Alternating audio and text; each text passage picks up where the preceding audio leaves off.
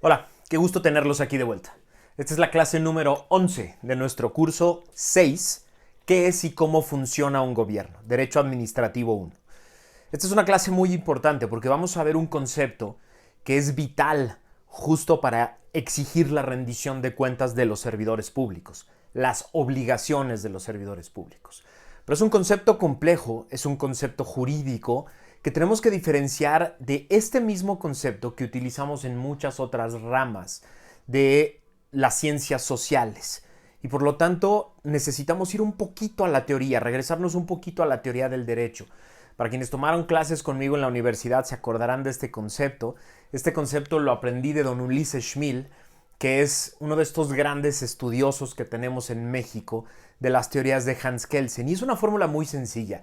No se espanten con la idea de Hans Kelsen, don Ulises Schmil, teoría del derecho. Es una fórmula muy sencilla y justo por eso la quiero utilizar en este curso para aterrizar el concepto de obligaciones. A ver, me voy un poquito a la teoría y vamos un poquito a diferenciarlo de otros conceptos de obligaciones que tú y yo utilizamos todos los días. Por ejemplo, están las obligaciones religiosas. Quienes creemos en alguna religión, creemos que existe una serie de obligaciones que tenemos que cumplir y que si no las cumplimos va a haber, si no un castigo, alguna consecuencia en el cielo, alguna consecuencia aquí en la tierra con otras personas, alguna consecuencia de algún tipo social.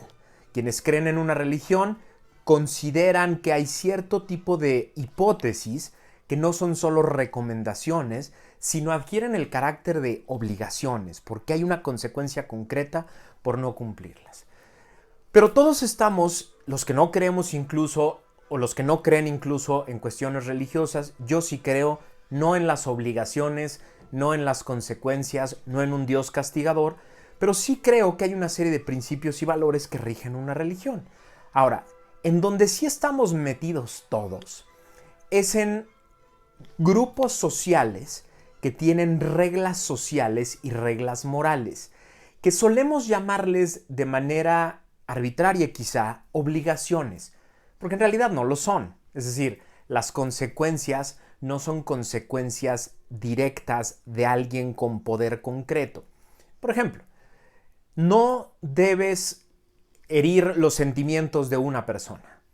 Es una obligación moral que tenemos las personas. Debes respetar la dignidad de una persona. Es una obligación moral, es un acuerdo moral.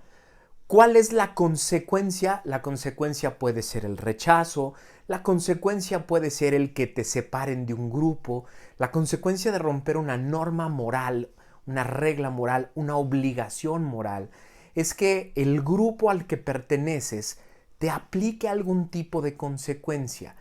La diferencia con lo que vamos a ver hoy es que estas consecuencias morales o sociales no están escritas en un lugar, no tienen un procedimiento concreto para ser aplicadas, no hay una autoridad específica para determinar que se rompió cierta obligación y por lo tanto se debe aplicar cierta consecuencia.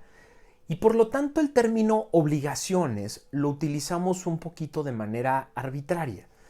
Desde el punto de vista jurídico tenemos que diferenciarlo por completo. ¿Por qué?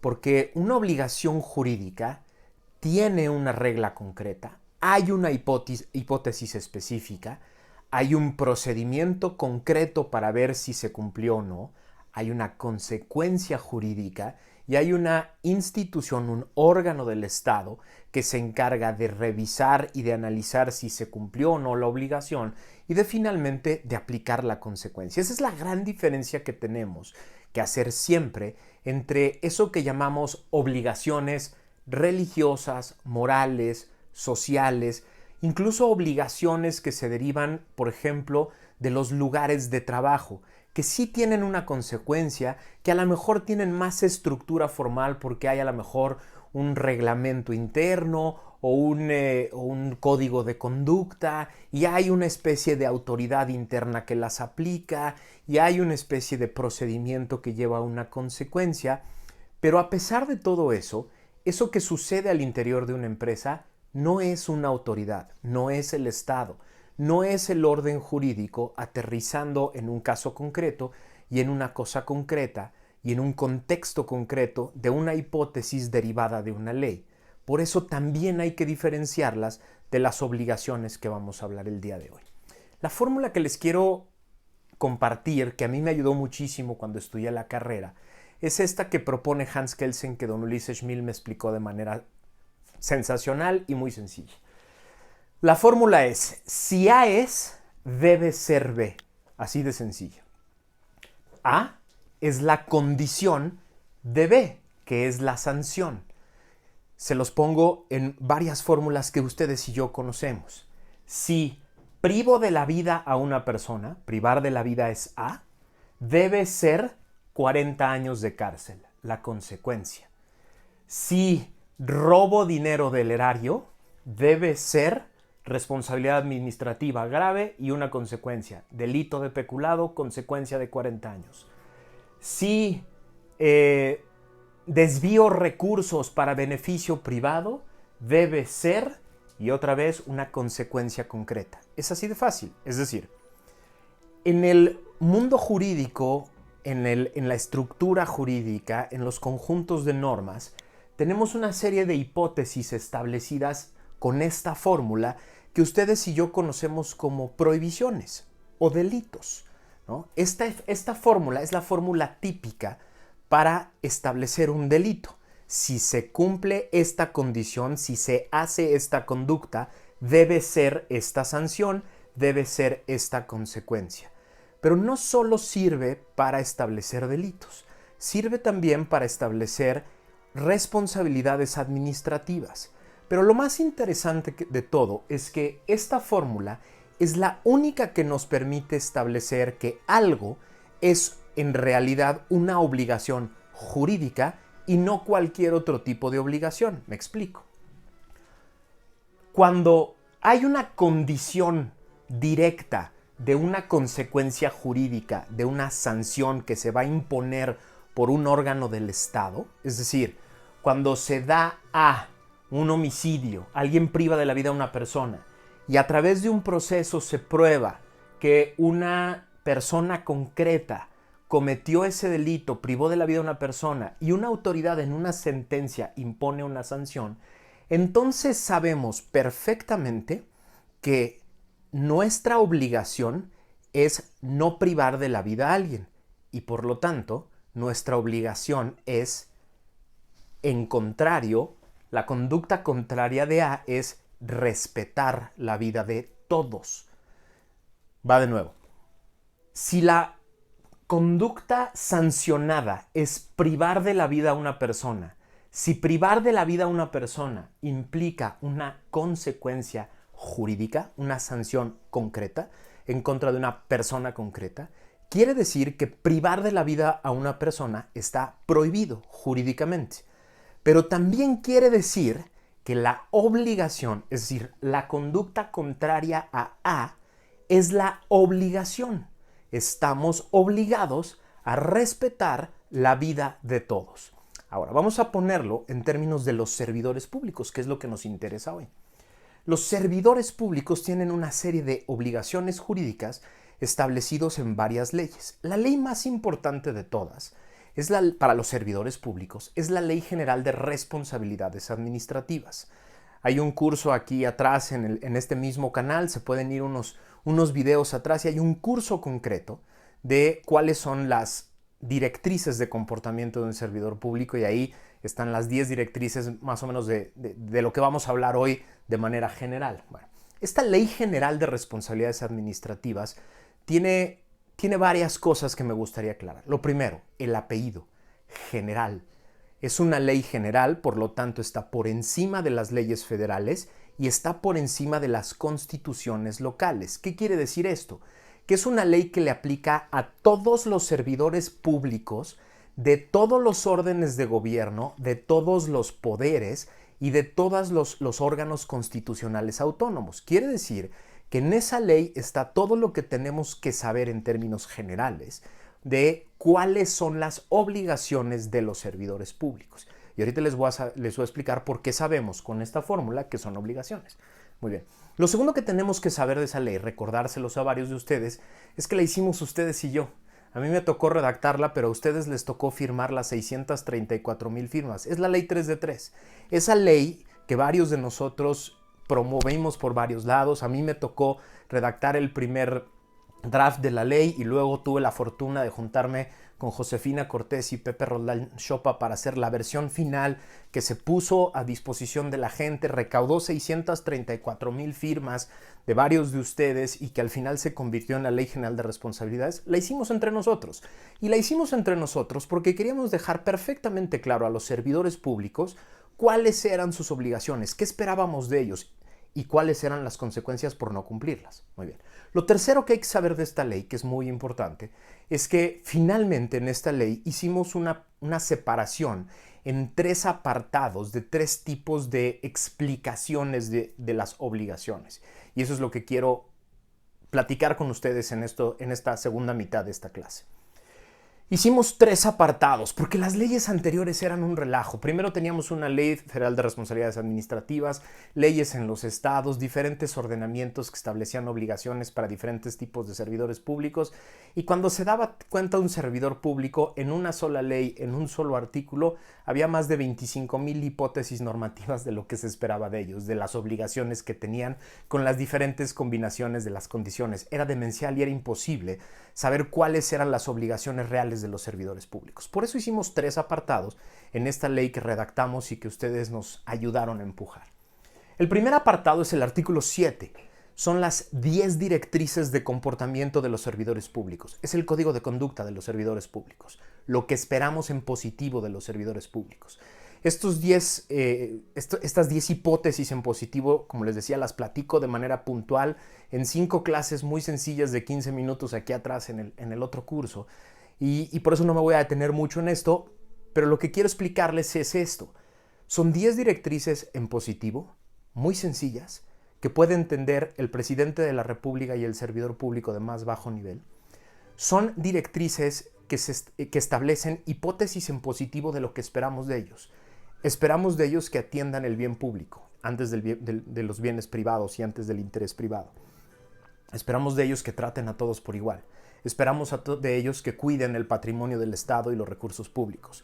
Esperamos de ellos que sean honrados, que sean honestos, que hagan su trabajo con base en la lealtad y los principios constitucionales. Esperamos de ellos que siempre tengan actitud de servicio para conseguir resultados.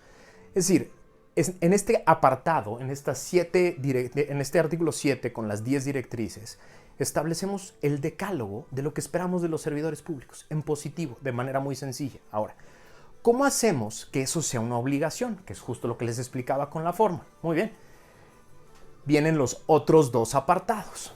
Primero, en el artículo 49 de esta misma ley, establecemos hipótesis, pero ahora en este sentido, prohibiciones. Es decir, con base en las directrices y los principios de comportamiento, creamos después, primero, una fórmula de responsabilidades no graves de los servidores públicos que incumplan con alguna de estas directrices.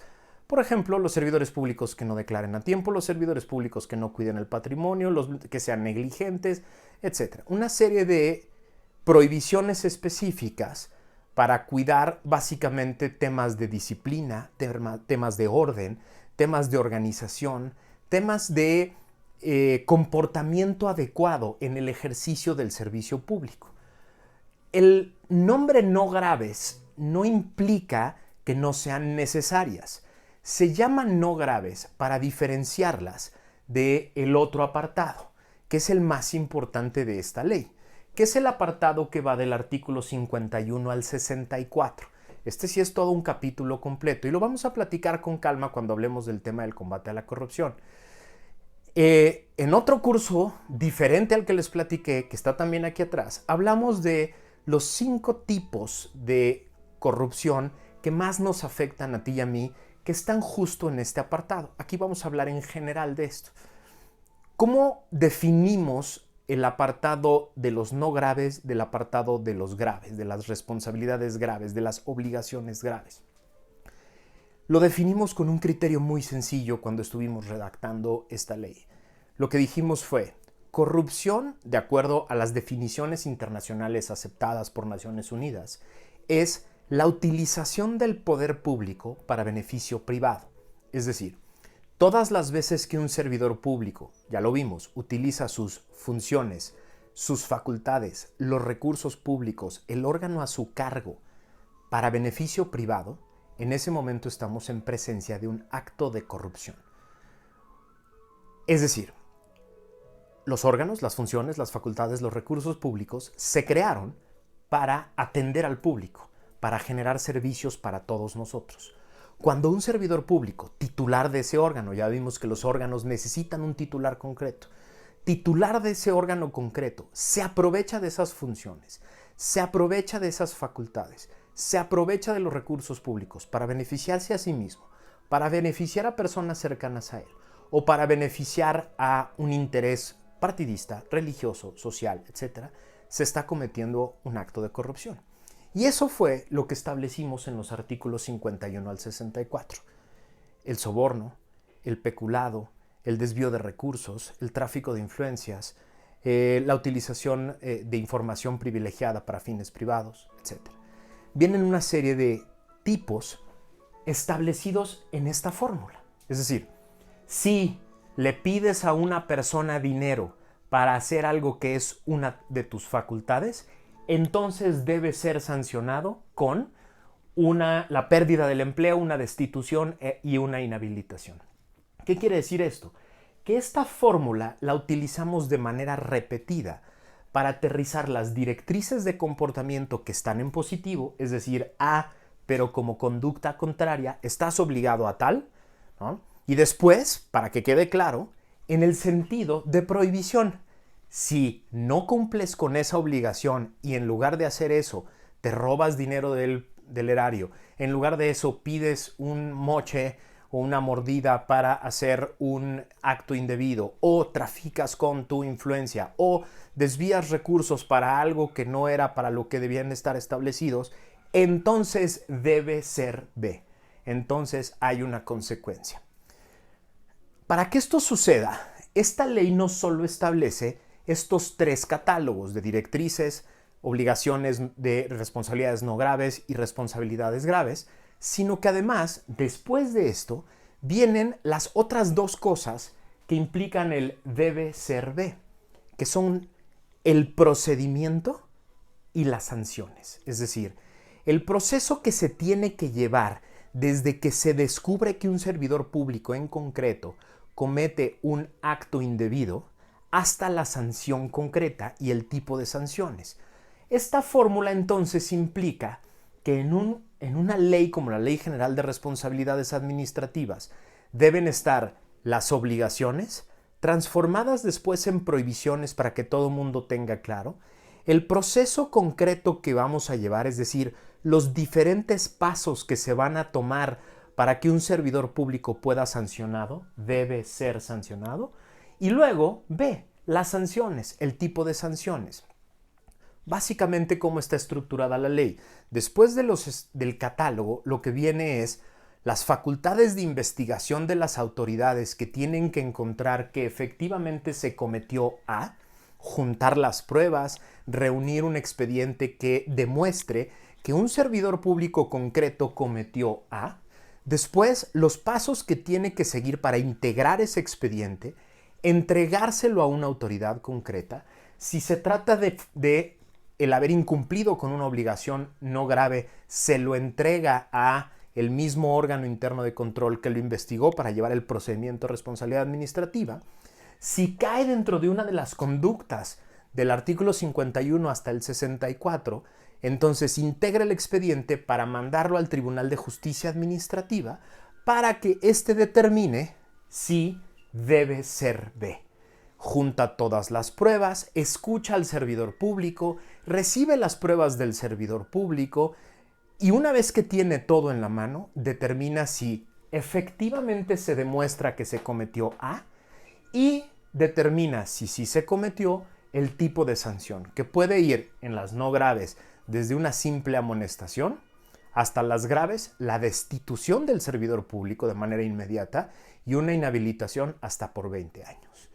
¿Qué quiere decir? En el momento en que se aplica B por haber cometido A, entonces tenemos claro que la conducta contraria a A era una obligación jurídica y no simplemente una obligación moral o una obligación social o una obligación personal. Esa es la gran diferencia entre las obligaciones jurídicas y las obligaciones de otros tipos de disciplinas, de otros regímenes distintos al jurídico.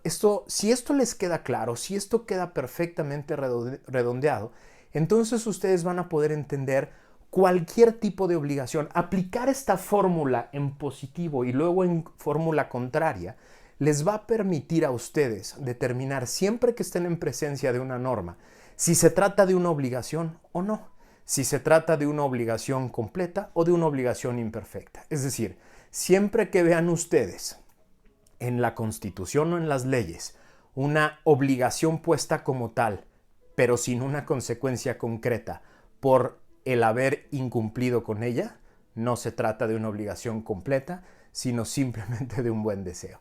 De eso tenemos llenas nuestras leyes y por eso es tan importante no explicar esto en términos de obligaciones concretas, sino con una fórmula que les sirva a ustedes todas las veces que enfrenten una hipótesis que parezca una obligación. Gracias por haberme acompañado. Nos vemos la siguiente clase. No se olviden de compartir esto con todo mundo que crean que puede beneficiarse de estas clases gratuitas. Son gratis. Todo mundo se puede suscribir aquí abajo. Suscríbanse aquí abajo para que les avisen cuando viene una nueva. Nos vemos la siguiente.